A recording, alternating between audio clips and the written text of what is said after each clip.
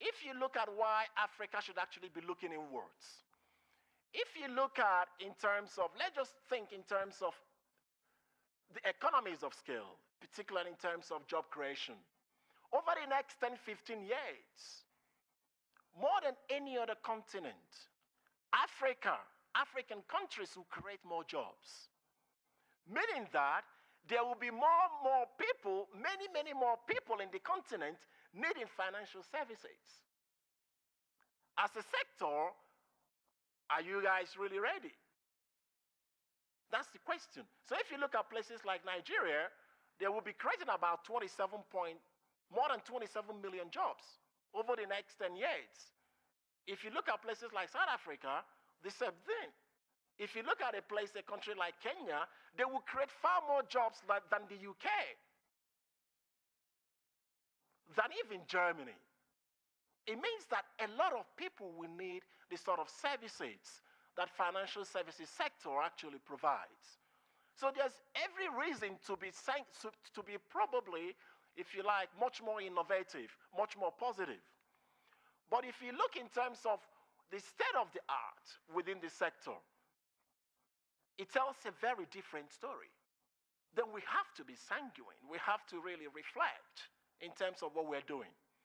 If you look at the adult population that have an account, 72% of which are men, and less than, if you like, 66% are actually women. But I would like to draw attention to what is actually happening within Africa. Globally, 7% of adults who are supposed to be having an account are probably not having an account. Whereas in Africa, that average is actually much higher at 9%. If you also look in terms of the 60% of the world's richest economies, 74% of the population do have an account.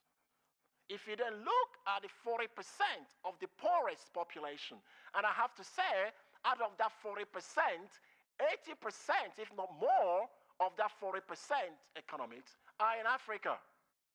61% of the population actually have an account. In other words, actually have interacted with financial services or products in any shape or form. That is serious. If you edge further down in terms of the female population that have an account, within that population, that is 61%, you find out that more women are not actually accessing financial services or products in any shape or form. And there is also another population which I call the bottom of the pyramid, the informal sector. How do you access them, if you like?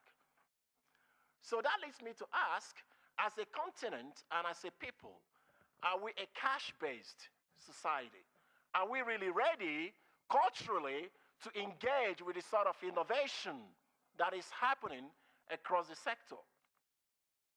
If you put some of the things that I have here in context, you get a sense of where some of the countries lie, particularly in East Africa.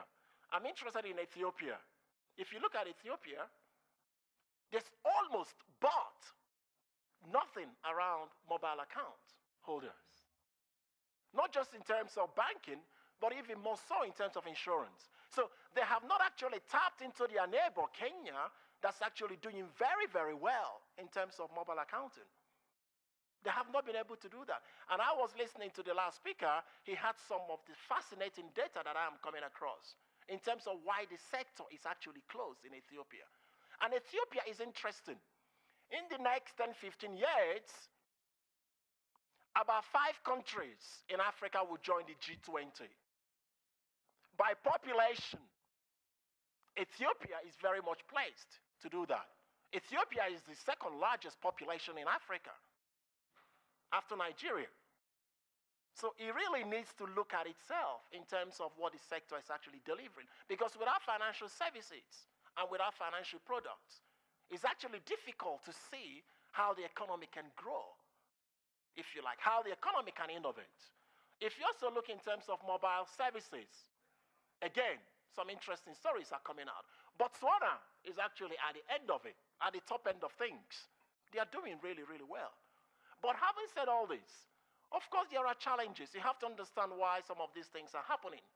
If you look at our AGI, our development index, it's a whole bunch of stuff. It tells you why probably places like Ethiopia are not really doing well, if you like. But despite the challenges, there are some, if you like, glimmer of hope. I strongly believe that the sector needs to look at how they can provide knowledge, provide skills, provide probably, or use experience to penetrate the sector. And that has to do in terms of both service ends, if you like. So both people who are working in the sector and also consumers. How do you educate them? How do you reskill? How do you upskill people? How do you create awareness? How do you sensitize people, if you like?